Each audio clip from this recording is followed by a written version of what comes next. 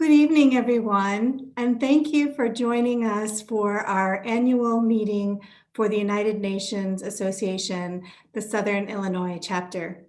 My name is Cindy Buys, and I am a member of the board of the Southern Illinois Chapter of the UNA, and we are delighted that you've been able to join us this evening for what we think is going to be an excellent program.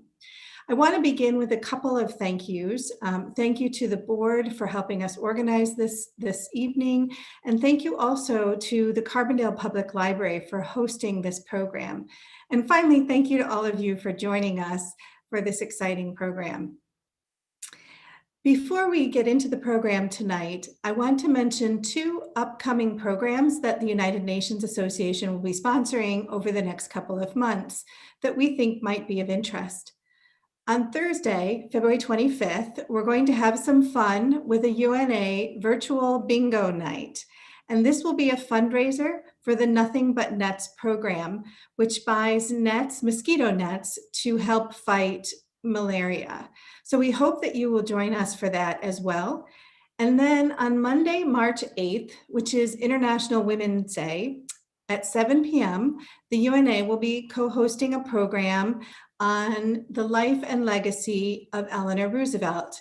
And many of you probably know that Eleanor Roosevelt was very instrumental in the adoption of the Universal Declaration on Human Rights. We hope that you can join us, and for more information about both of those programs, you should look for us on Facebook for the United Nations Association of Southern Illinois, and you'll be able to find more information about both of those programs. But tonight, we are very pleased to present our annual meeting program, which is titled The International Criminal Court Under Assault. I'm going to begin by providing a little bit of background about the International Criminal Court, and then I will introduce our speaker for this evening. Modern international criminal law is often traced to the Nuremberg trials following World War II. In 1948, the United Nations asked the International Law Commission to draft a statute for an international criminal court. However, in large part because of the Cold War, the ILC's work did not come to fruition for many decades. After the Cold War ended around 1993, the UN Security Council created the first International Criminal Tribunal, the International Criminal Tribunal for Yugoslavia, or ICTY. Shortly thereafter, the UN Security Council created the International Criminal Tribunal for Rwanda, or ICTR, in 1994. Both of these criminal tribunals were ad hoc tribunals, meaning that they had been created in response to a specific event, and their respective jurisdiction was limited to actions taking place during a specific time period in a specific part of the world. Finally, in 1998, 50 years after the ILC's original commission, the Rome Statute for the Permanent International Criminal Court, or ICC, was adopted by the international community with a vote of 120 nations in favor and 7 opposed. And one of the nations that opposed the Rome Statute was the United States. The ICC is not formally part of the United Nations system, but as we will see, there is a role for the UN Security Council provided in the Rome Statute. The jurisdiction of the ICC extends to the most serious crimes of international concern and is complementary to national criminal jurisdiction. Article 1 of the statute provides for the jurisdiction, and the statute goes on to state that its jurisdiction includes crimes of genocide, crimes against humanity, war crimes, and the crime of aggression. Currently, there are 123 states that are parties to the Rome Statute. The United States is not one of them. Although the United States was very involved in the negotiations of the ICC statute, it ultimately voted against it. President Clinton was president of the United States at the time, and he signed the Rome Statute shortly before leaving office. However, he decided that he would not recommend it for ratification unless some changes were made. And then in April 2002, then President Bush gave official notice that the United States did not intend to join the International Criminal Court. During different US administrations, different approaches have been taken to the relationship with the International Criminal Court. Some have been more hostile and some have been more cooperative. To help us understand more about the work of the International Criminal Court and the troubled relationship between the US and the ICC, we are very fortunate to have my friend and colleague, Professor Milena Stereo, with us tonight. Milena Stereo is the Charles R. Emmerich Jr., Kelfie, Halter, and Griswold Professor of Law and LLM Programs Director at the Cleveland Marshall College of Law, where she specializes in international law, international criminal law, and human rights. She is the author of 7 books and many law review articles. She currently serves as the co-chair of the Women in International Law Interest Group of the American Society of International Law and the chair-elect of the National Security Law section at AALS. She is president of the U.S. chapter of the International Penal Law Association and managing director at the Public International Law and Policy Group. In addition, Professor Stereo serves as a permanent editor of the Int Law Girls blog and is a regular contributor to other academic blogs.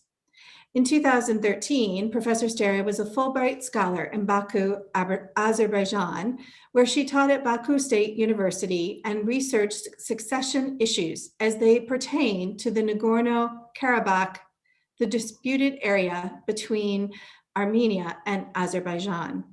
She is a graduate of Cornell Law School and the University of Paris Pantheon-Sorbonne Law School in France.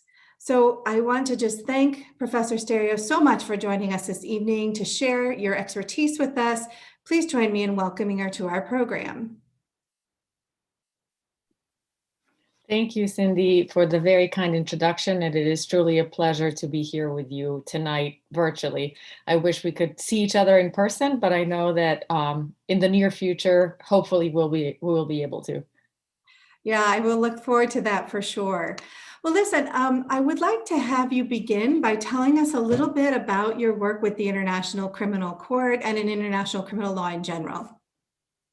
Sure. So as you might understand from my name and my slight accent, I have this international background myself. I grew up in what is now Serbia, the former Yugoslavia, and I really came of age during the Civil War there. And so these international law and international criminal law issues were very interesting to me because of my personal background, because of basically what had happened in my own home country. And so from the early days of law school, I pretty much knew that international law and international criminal law were areas that I wanted to specialize in. Once I started practicing, I actually had the opportunity to, I was practicing at a large law firm in New York City, Cleary Gottlieb Steen in Hamilton, and I had the opportunity to teach as an adjunct at Cornell Law School, my alma mater. I taught an international war crimes seminar, and that truly confirmed my interest in this area of the law.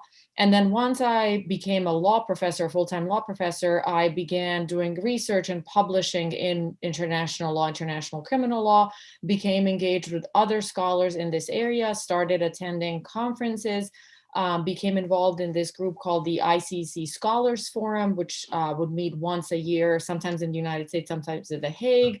I judged the ICC moot court competition, and became just very, very heavily involved in these issues.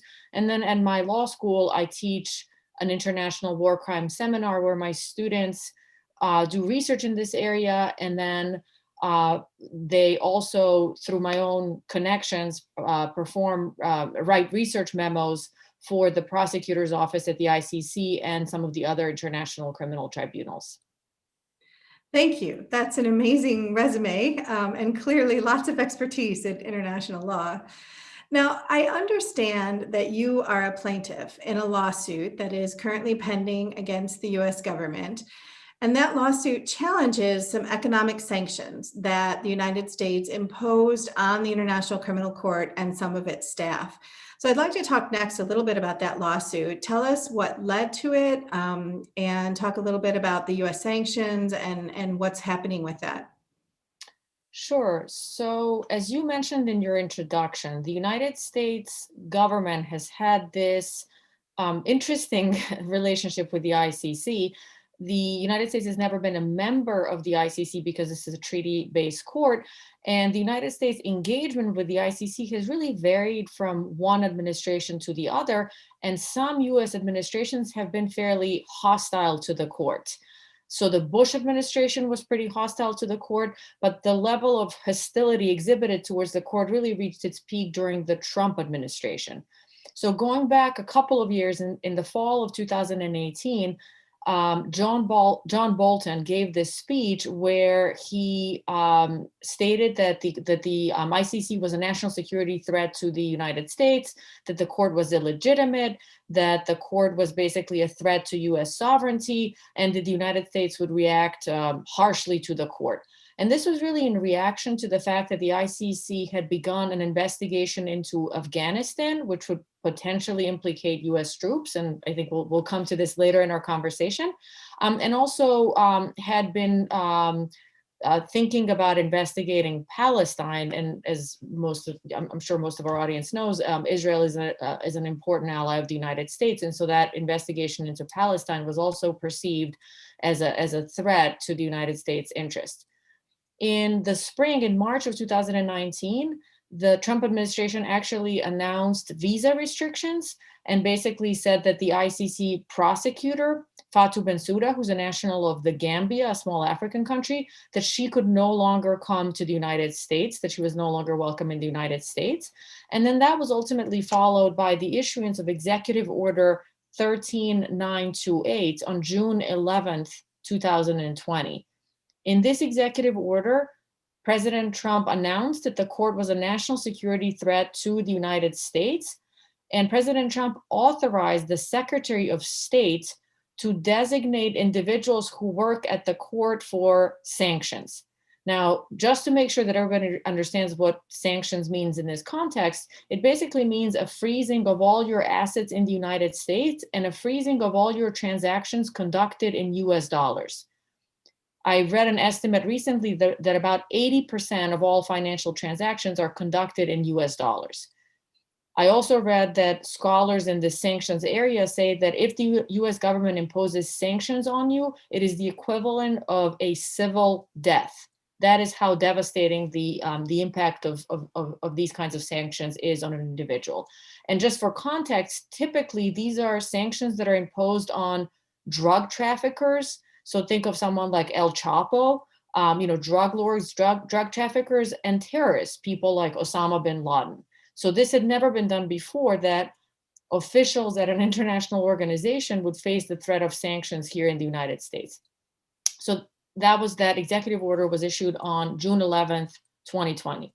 On September 2nd, 2020, then Secretary of State Pompeo actually announced that there were two individuals who work at the ICC who were going to be designated for sanctions. And these individuals included Fatou Bensouda, the chief prosecutor, and then one of her top level aides, an individual named Paquiso Mochochoco. Both of them were designated for sanctions, again, meaning that all of their assets in the US are frozen and all of their transactions in US dollars are frozen. If you're wondering, both of these individuals are at The Hague. Fatou Bensouda is a citizen of the Gambia. Paquiso Mochochoco is a citizen of Lesotho, a small country in Southern Africa. If you're wondering how this has an impact on them, it has an impact on them because, for example, maybe not all, but most of their credit card transactions are frozen pursuant to these sanctions because, again, about 80% of all financial transactions are conducted in US dollars. And, both of them or one of them could also have other assets in the United States that they no longer have control of. We decided, because the lawsuit that Cindy mentioned was started not just by me, but also by three other law professors, Professor Gabor Rona, Professor Meg de Guzman, and Professor Diane Amen. and an NGO called the Open Society Justice Initiative. So there are 5 of us co-plaintiffs. We decided to challenge this executive order because these important individuals who are really exceptional professionals are facing sanctions in the United States, but also because the executive order actually says that anybody who provides material assistance to the ICC can also either be designated for sanctions if they are a dual national, or can face very stiff civil and criminal penalties under the statute, which basically is part of this executive order. So we decided to sue on First Amendment and Fifth Amendment grounds. These are constitutional law grounds. The First Amendment argument is probably the most important one. And under this argument, we basically claim that this executive order, because it's so overbroad and threatens us with sanctions if we provide assistance to the court, chills our speech, chills our academic speech, chills our ability to write and engage with the court, because anything that we write can be construed as providing material assistance to the court.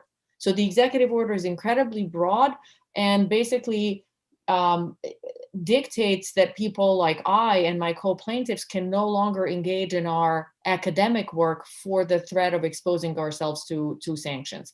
And one last thing that I would mention here is these sanctions can only be imposed against foreign nationals. However, our Treasury Department, which is the body that implements sanctions regimes, has interpreted foreign national to also encompass dual national. So people who are American, but then also hold another passport. So all of us co-plaintiffs are actually dual nationals. But even people who are American citizens, even though they cannot be designated for sanctions, they still, under this executive order, face very stiff civil and criminal penalties. Civil penalties go up to about $800,000. So, if you provide material assistance to the court, you can face a penalty of up to $800,000 and up to 20 years in prison. So it's really not a joke. And, basically everybody, anybody in the United States who somehow provides assistance to the court can be sanctioned under this very broad and, as we claim, unconstitutional executive order. As a fellow law professor, I can imagine that our salaries don't come anywhere near being able to cover those kinds of sanctions. I would argue that a penalty of $800,000 would be devastating to most people that I know. So yes. Indeed. Indeed. So, Melina, this is really, I think, unprecedented. Has the United States ever imposed sanctions of this type on an international tribunal, on an international prosecutor, on someone who's really trying to engage in the promotion of the rule of law around the globe? Yes, no, that is why this is so unprecedented. Again, these types of sanctions have been imposed, but against narco traffickers and terrorists, not against high-level officials and at international organizations.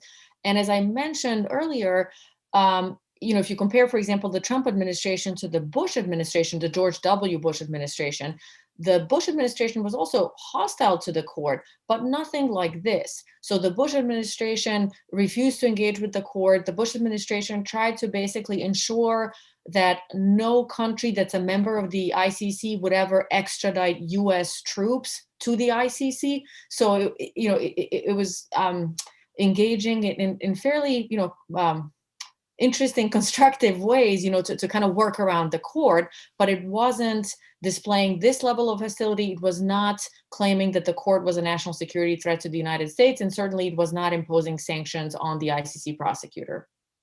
So that really leads to the question, why is the Trump administration so hostile to the International Criminal Court? What's going on here that's causing that reaction?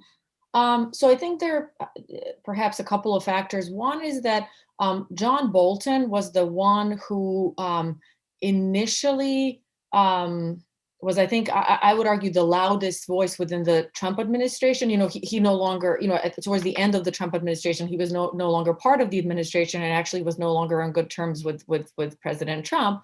But in the fall of 2018, he was still in the administration. John Bolton had been extremely opposed to the ICC from the get-go. So going back to the early 2000s, when he was part of the Bush administration, he was super opposed to the court, really, really hated the court for this idea that the court could, in theory, exercise jurisdiction over US nationals. And, you know, I know we'll talk about the jurisdiction of the court, but so part of it was John Bolton himself being extremely hostile.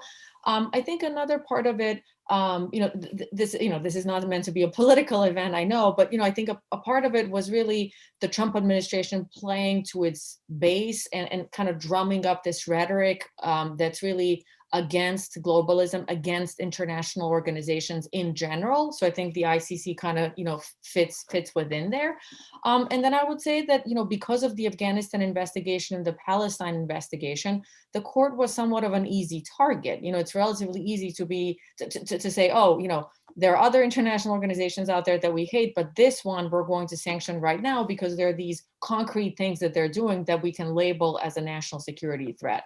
So I think it was a combination of factors, but I think the policy really fell within this overall policy of anti-globalism, anti-international organizations and institutions.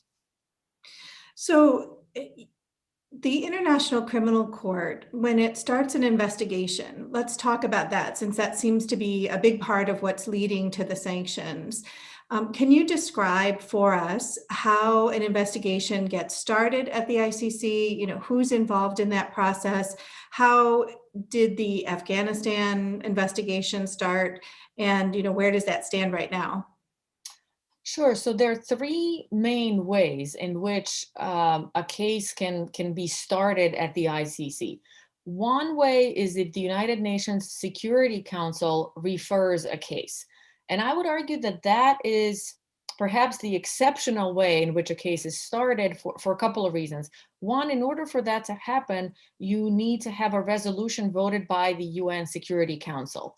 I think most of our audience members know that for that to happen, that means that the 5 permanent members of the Security Council have to be in favor. So no veto power can be exercised. So that really means that Afghanistan, that will never happen through a UN Security Council resolution because the US will always veto. Or Palestine, that will never happen through a UN Security Council resolution because the US will always veto. Or anything that would jeopardize, Russian or Chinese interests, that they would equally veto. So that's a powerful way in which a case can be started, but at the same time, it is limited because of the veto power structure within the Security Council. The second way in which a case can be started is that the prosecutor can initiate an investigation on her own. And in order for her to do that, she needs to get a pretrial chamber to agree. So at the ICC, the judges form pretrial chambers, trial chambers, and appellate chambers. And these are chambers composed of 3 judges. So the prosecutor has to go to a pretrial chamber and say, I would like to initiate an investigation into Afghanistan. Please agree with me. These are the reasons that I want to investigate. And actually, in the Afghanistan case, that's precisely what happened, where the prosecutor decided on her own, I would like to initiate this investigation because she had received materials from other NGOs, other groups, individuals, allegations that there had been abuses committed in Afghanistan, including by US troops and really CIA, operatives at these black sites, prison facilities in Afghanistan. And then the third way in which a case can be started is that any state that's a member of the ICC, and as Cindy correctly pointed out, there are 123 member states, any state can also refer a case to the prosecutor for an investigation and perhaps prosecution. And in that case too, the prosecutor also has to seek a pretrial chamber approval in order for that investigation to get started. If the case is referred by the UN Security Council, then the prosecutor does not need to seek authorization from a pretrial chamber. And I think to those of us who work in international law, I think this makes sense because the UN Security Council is truly perhaps the only body that we have in the international arena that can truly breach state sovereignty and order forceful things to happen, right? So it really doesn't, it's not surprising, right, that the prosecutor, if she receives a referral from the Security Council, that she does not have to seek other authorizations for that investigation to proceed. Okay, so I know one of the reasons that the United States did not join the International Criminal Court was because they didn't want the ICC to have jurisdiction over matters happening within the United States. But the court here has jurisdiction over things that happen in Afghanistan because Afghanistan is a party to the ICC. Is that correct? Correct. So exactly. One of the main reasons that the United States has been opposed to the court and hasn't expressed an interest in joining the court is because currently under the court's statute, the court has jurisdiction in two situations. If alleged crimes are committed by a national of a state party, or if the alleged crimes take place on the territory of a state party. And that's an or, it's not an and. So what that means is that if a US national commits a crime on the territory of a state party, like Afghanistan, the court potentially has jurisdiction over that situation. And to give you another example of this, is, for example, Syria right now. So Syria is not a member state of the ICC. If a Syrian national commits a crime in Syria, the court does not have jurisdiction over that situation because then you have a national of a non-member state committing a crime on the territory of a non-member state. However, if a foreign fighter coming from an ICC member state commits a crime in Syria, then that person can actually be potentially investigated and prosecuted by the ICC. So this has actually resulted in a somewhat paradoxical situation where when it comes to Syria, for example, only foreign fighters from countries like France, the UK, Italy, Germany are potentially subject to the ICC jurisdiction, whereas Syrian nationals are not. So the United States, since the Rome Statute was negotiated back in the summer of 1998, the United States has always claimed that it needs to be both, that the alleged crime has to be committed both by a national of a member state and on the territory of a member state for the ICC to have jurisdiction. But that is not what's in the Rome Statute. And so this has been a big issue for the United States since 1998. Now, Milena, can you tell us, is the investigation still at the investigation stage, or has it proceeded any farther in the ICC with respect to either the Palestinian situation or the Afghanistan situation that the United States is so concerned about? Yeah, so neither of these has proceeded to a true prosecution stage, and maybe they never won't, because these investigations have been taking place for a long time now. I mean, relatively long time. So the Afghanistan situation was initially, the investigation was initiated by the prosecutor. The prosecutor went to a pretrial chamber. As I explained, she needs to do that if she's initiating an investigation on her own. And originally, the pretrial chamber said, no, we don't give you authorization to proceed. And this decision by the pretrial chamber was heavily criticized in the academic world because many academics thought that it was an indication of the court caving under US pressure. So the prosecutor then appealed. Within the ICC, there are these very complex procedures. So the prosecutor was able to appeal this decision. There's basically like an appellate pretrial chamber, and the appellate pretrial chamber ultimately gave the green light for the Afghanistan investigation to proceed. So the Afghanistan investigation is proceeding, but again, that doesn't necessarily mean that it will result in any concrete prosecutions, because after some period of time, the prosecutor could decide to close this investigation. And by the way, this is what just happened recently with respect to an investigation into possible abuses committed by UK troops in Iraq, where the court had opened an investigation. And after a number of years, the prosecutor just very recently announced that she was closing down that investigation. So despite almost a decade of investigation, the prosecutor said, you know what, I investigated. Yes, we have concerns, yes, basically what she said is, yes, it's possible that some atrocities, abuses may have been committed. However, we don't have the right evidence to proceed with this, which I think is a phenomenon of domestic criminal law as well. You might have situations in domestic criminal law where the prosecutors might be fairly certain that a crime was committed by someone, but they don't have the evidence to proceed. So let's assume for a moment that this does go forward. I understand that there's a principle of complementarity under the ICC statute, and that it doesn't necessarily mean that the ICC will continue to have jurisdiction over US persons. Can you explain how that works? Sure. So the entire structure of the ICC is based on this principle of complementarity. It is really one of the most fundamental principles that applies to the ICC statute and the entire structure of this court.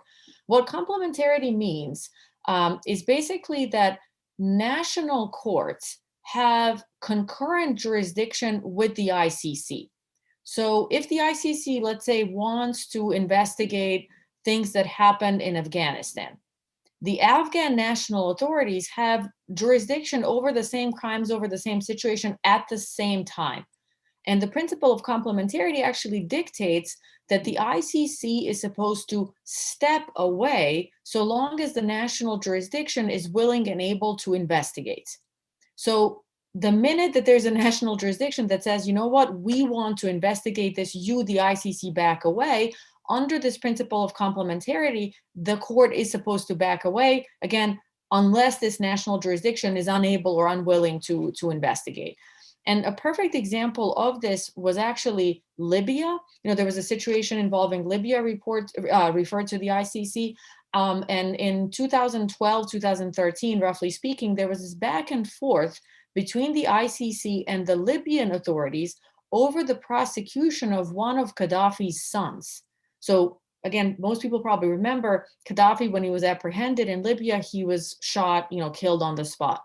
But his sons were arrested, and one of them was facing a possible prosecution in the ICC. The Libyan authorities, post Gaddafi father, stepped in and said, no, we would like to investigate this case. And under complementarity, we get to do so. And then there was this back and forth between the Libyan authorities and the court. And the court ultimately stepped away and said to the Libyan authorities, okay, fine, you can go ahead and prosecute. Many in the academic world actually criticized the court for that, because they said, if this standard of able and willing means anything, the court actually should remain involved, because the Libyans are basically saying they're able and willing, but they're not really able and willing. So, if this means anything, if it has any teeth, the court should remain involved.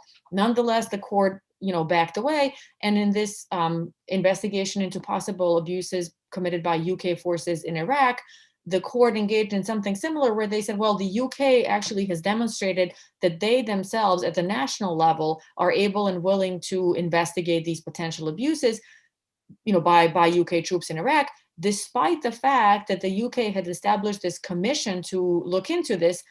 And despite the fact that over 2,000 cases were referred to this commission, and the commission found 0 cases to prosecute.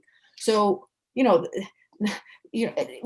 can question whether how sincere those domestic level investigations truly were, but at the same time, this is the system that we have. And so, to go back for a second to the Trump administration, this is why I also think that this anti-ICC policy is just silly. Under complementarity, if the United States is concerned that there really were abuses committed in Afghanistan by US troops, all the United States would have to do is launch its own investigation, not even its own prosecution, just an investigation. And under the principle of complementarity, this would mean that the ICC would have to back away. You could launch a sham investigation. I'm certainly not, recommending that formally, but, there are these ways in which any nation can engage with the court in constructive ways and essentially prevent an investigation by the court if that nation is willing to look at things domestically the way that they really should. Because I would argue that if it is true that US CIA personnel or others committed abuses in Afghanistan, they should be investigated and they should be prosecuted. That is what rule of law really means. So, if the United States wants to keep promoting human rights and rule of law, then it needs to be willing to investigate its own, same as the UK and same as perhaps some other countries. Am I right in thinking that the UN Security Council also has the ability to potentially pass a resolution delaying the investigation or progress of a case? So that's another way that the United States might insert itself if it were unhappy with the way that something were proceeding at the court?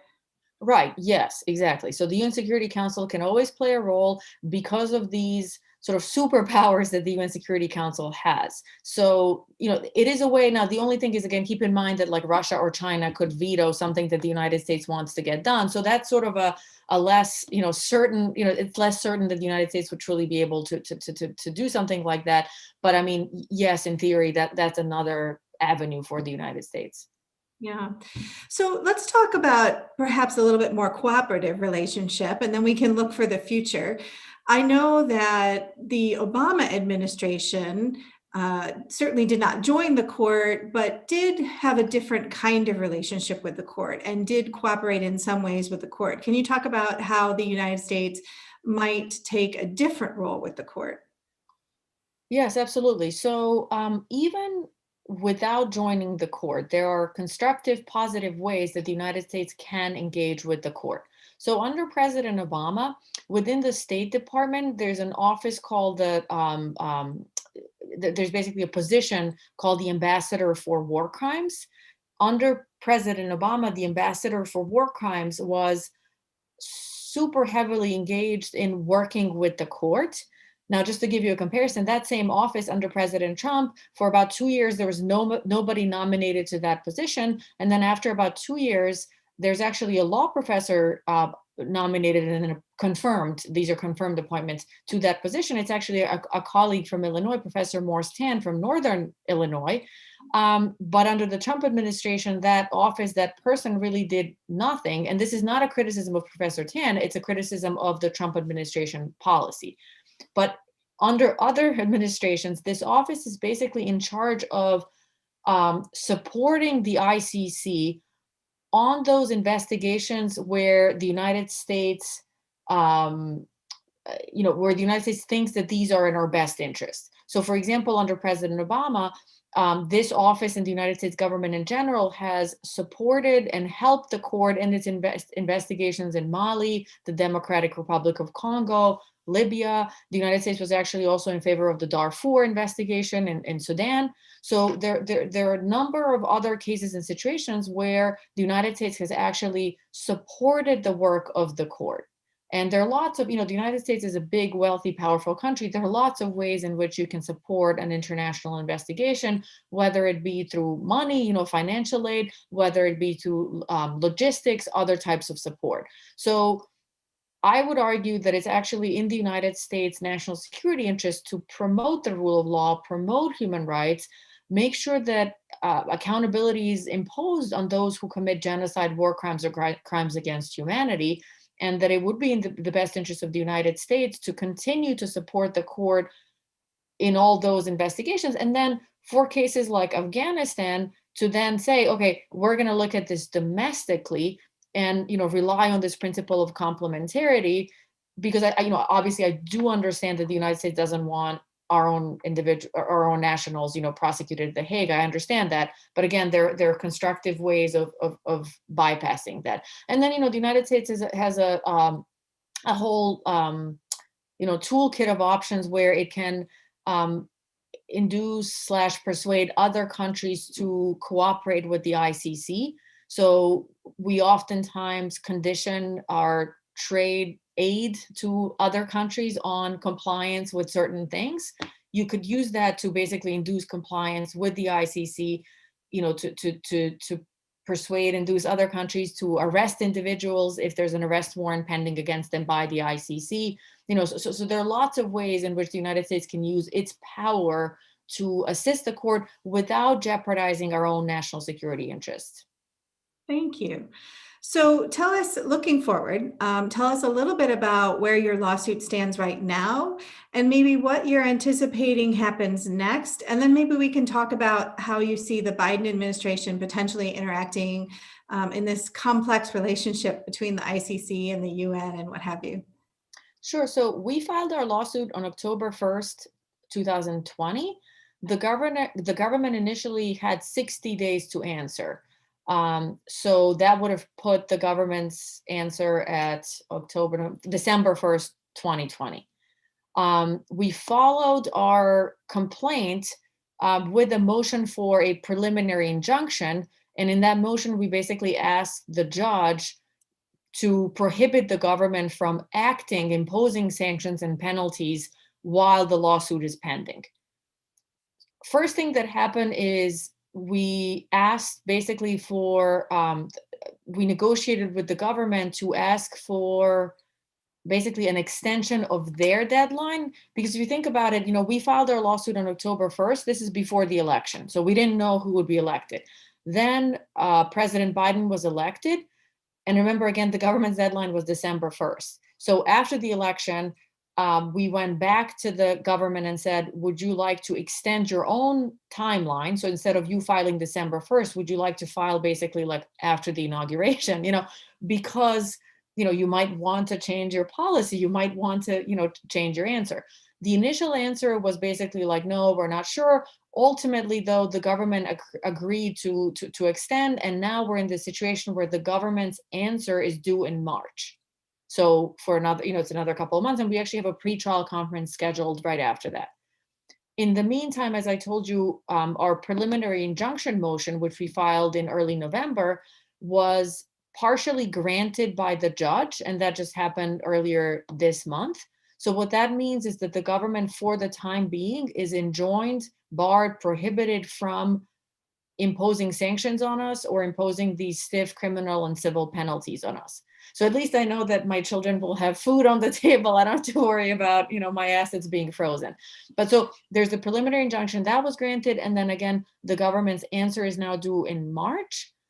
I heard through the grapevine, so I don't know if this is true at all, but I heard that on February 1st, the Biden administration might be issuing a series of executive orders in this international law and affairs arena. So it could be that on February 1st, the Biden administration overturns the executive order and this all goes away completely. It could also be, I also heard through the grapevine, that they might not completely overturn the executive order, but that they might narrow its scope.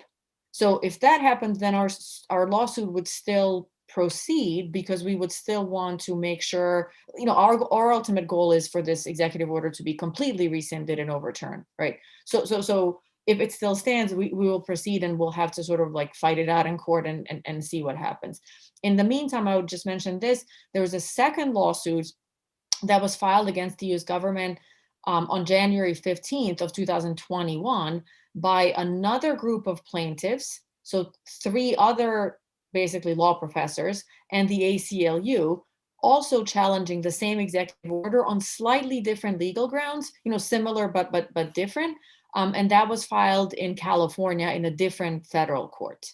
So there are now 2 lawsuits pending against the US government seeking to overturn the same executive order.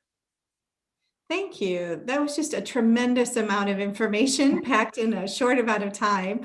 I would like to give an opportunity to our audience to ask some questions. So if there's anyone listening who has a question that you'd like to ask us, that would be great. We'd be happy to entertain those questions. In the meantime, though, Milena, as we're sort of waiting for that to happen, if you wanted to speculate a little bit about what you see from the Biden administration in terms of their more general policy with respect to international principles and the US relationship with the UN, that would be great. Sure. So I really see the Biden foreign policy vis-a-vis the ICC, vis-a-vis international organizations, as somewhat of a continuation of the Obama era policies in this regard, because we do see kind of like the same cast of characters now at the State Department and at the Justice Department. Many of the same individuals who held high-level positions in the Obama administration have been asked to join the Biden administration. So I definitely see a reversal of the Trump era policies, and I see a lot more engagement. We already saw that the Biden administration decided to rejoin the Paris Agreement. I wouldn't be surprised if the Biden administration tried to renegotiate the Iran nuclear agreement. So I just think that we will definitely see a much more heightened engagement with the international community, with international organizations, with our partners. So I would say something very similar to what we saw under the Obama administration. Thank you. Yeah, I'm also looking at things like international trade, engagement with the World Trade Organization again. I know that the Trump administration was stymieing the work of the appellate body because there were disputes over appointment of people there. So that was holding up certain international trade actions. We didn't see any multilateral treaties adopted during the Trump administration.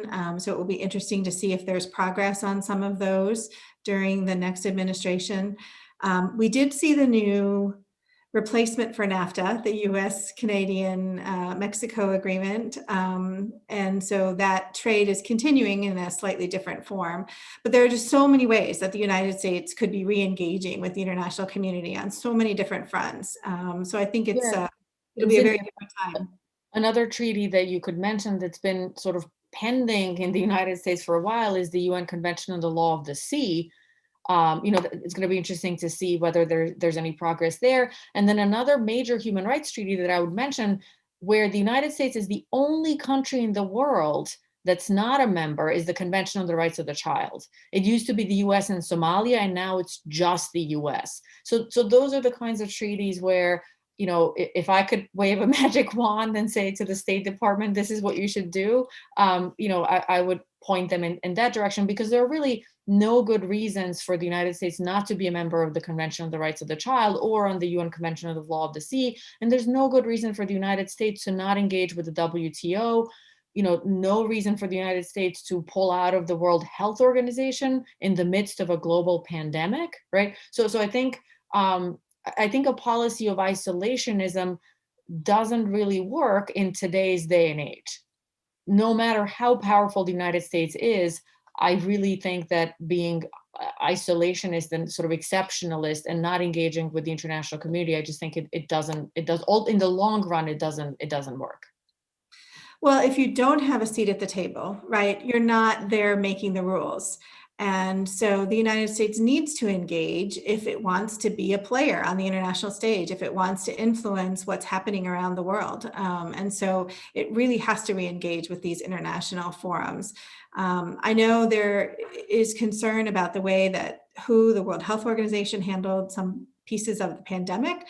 But as we know, the pandemic is crossing borders every day, right? So it has to be a cooperative international response to those kinds of international crises.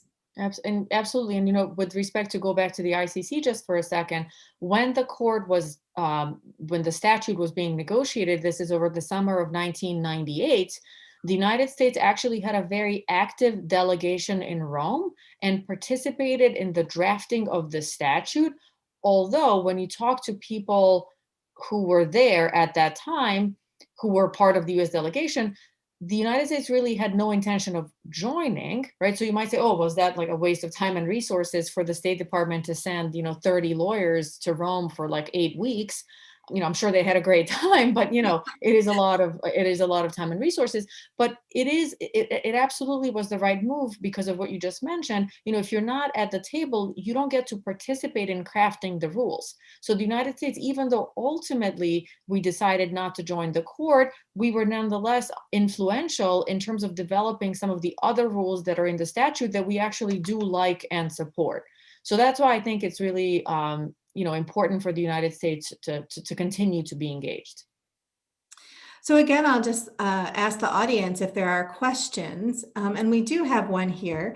The question is, if a member state had a situation where its national leader was involved in human rights issues that affected immigrant or refugee families, could those actions be subject to the International Criminal Court? Well, so that goes to the subject matter jurisdiction of the court. So Cindy mentioned this in the intro. There are basically 4 sets of crimes that are within the jurisdiction of the court: genocide, crimes against humanity, war crimes, and then the crime of aggression, which was actually added to the statute of the court in 2017. And aggression I would sort of put in parentheses because basically states have to want to opt into the crime of aggression. So they're not automatically bound by this new article. Instead, they have to agree. And most of the big states have not agreed. Liechtenstein has agreed and some smaller countries, but most of the other bigger countries have not. So when it comes to an immigration law type of crime, it could potentially be prosecuted by the ICC, but only if it also constituted, genocide, crimes against humanity, or war crimes.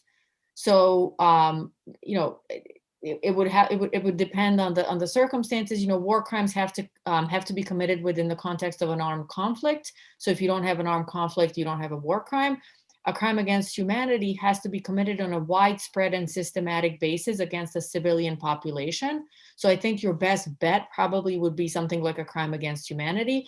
And then the crime of genocide has this very specific intent that's very difficult to prove. So, obviously I don't know all the circumstances in your hypothetical, but I think perhaps is a crime against humanity. But again, you would have to prove that this is something that's being committed on a systematic and widespread basis against the civilian population.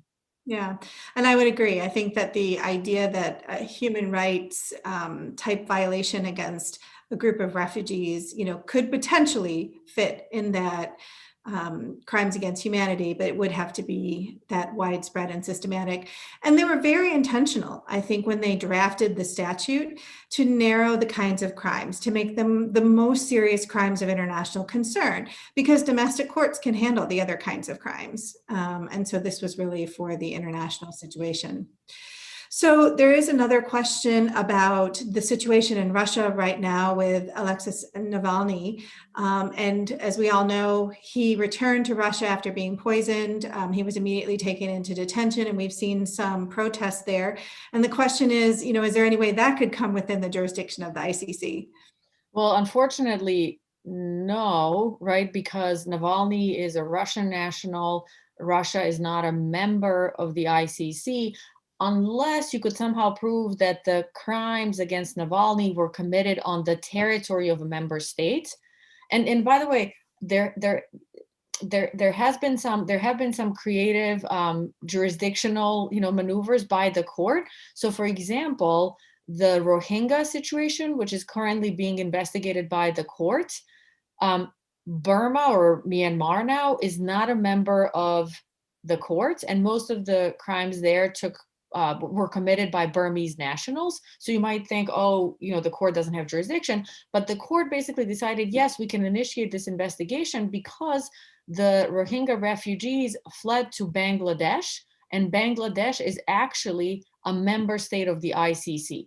So the ICC prosecutor said, well, because the crime has ended in Bangladesh where the refugees arrived, we can, investigate. So with respect to Navalny, you would need to have crimes committed on the territory of a member state, but then also remember that you'd have to basically show that the crimes involve genocide, crimes against humanity, or war crimes. So if it's just crimes against, the attempted poisoning of one individual, that kind of a thing does not come within the court's jurisdiction. And, rightly so, because as Cindy just said, the idea of the court is that it's going to investigate and prosecute the most heinous atrocities, and only those most responsible for those most heinous atrocities. So for Navalny, I'm not, defending the acts against Navalny, but that's a situation involving, just one individual, as opposed to, for example, the Rohingya investigation, which involves possible atrocities committed against thousands of individuals. So there was also another request, and that is to have you speak a little bit about the Nagorno-Karabakh conflict and region and where things stand there right now. So could you talk a little bit about your work there? Sure. So the Nagorno-Karabakh region has been disputed between Azerbaijan and Armenia for about almost 30 years now, since the collapse of the Soviet Union. So under the Soviet Union, Nagorno-Karabakh belonged to Azerbaijan, although it was inhabited by predominantly ethnic Armenians. And the Azeris and Armenians are two completely distinct, different ethnic groups. They're of a different religion. Most Azeris are Muslim, most Armenians are Eastern Orthodox. The languages are different, the alphabets are different, just very different ethnic groups. And this was under the Soviet Union, a deliberate policy Stalin, for example, was notorious for this. You had ethnic Russians and actually ethnic Ukrainians purposely sent to live in Kazakhstan and Uzbekistan, thousands of miles away, because Stalin did not want to have any of the republics ethnically pure, because he was afraid of basically a rebellion against the Soviet rule. So purposely, under the Soviet Union, you had this one part of Azerbaijan which was predominantly ethnically Armenian. So once the Soviet Union broke apart, all these new countries were created basically following the Soviet Republic borders. So these internal borders within the Soviet Union now became international borders. And that has happened in other contexts. For example, in the former Yugoslavia, where I'm from, the same thing happened. And that happens for, I say, good reason. It happens for stability reasons, because otherwise, if you think about it, everything could be up for grabs, there could be chaos. So the new country of Azerbaijan was created with Nagorno-Karabakh in it, although this is predominantly Armenian. So conflict and violence broke out almost immediately. There was a big war in 1994. There was a ceasefire, which basically resulted in the situation that officially, legally, Nagorno-Karabakh continued to be a part of Azerbaijan, but de facto, Nagorno-Karabakh was controlled by Armenia. And Armenia also controlled the bordering areas, which meant that Azerbaijan really had no land access to its own, territory. And, Kosovo, for example, in the former Yugoslavia was in a similar situation. And so there have been, tension and conflict over the years, and conflict escalated again in the fall of 2020. And unfortunately, Nagorno-Karabakh has become a little bit of a proxy war, with basically Russia involved on the Armenian side and Turkey involved on the Azeri side. And Russia sort of involved helping Armenia, but helping Armenia in sort of weak ways, because Russia is trying to essentially leverage its support for Armenia on Armenia promising to remain in this like pro-Russia pact, if you will. Because if you think about it, the Russian military is so powerful that if Russia truly wanted to help Armenia, it would take Nagorno-Karabakh in a second, So Russia is really kind of helping, but not helping as much, because it wants to kind of continue to have Armenia on a leash, for lack of a better expression. And so there was a ceasefire signed after the violence, after the new eruption of war in the fall, where Azerbaijan has now recaptured some of the land areas that had been controlled by Armenia. But we're really, nothing has been resolved, because up to this day, again, a large part of Nagorno-Karabakh is still controlled by Armenia. Azerbaijan now controls a little bit more of the land territory surrounding Nagorno-Karabakh. There's a ceasefire, but ultimately the conflict still remains frozen. Nothing substantive has been resolved. Well, thank you. It looks like we are just about at the end of our time. So I really want to say thank you so much for sharing your expertise with us. On behalf of the entire Southern Illinois region and the UNA chapter here, we are just thrilled that we could have this conversation tonight. It's been incredibly educational. And it's been hopeful, too, that perhaps some of these international relations will be reset and be more cooperative, and that the United States can once again engage with the international community. So thank you to our audience for staying with us for the hour. We hope it was as informative and educational for you as well. And we hope to see you again at our next program. Good night, everyone. Thank you for having me.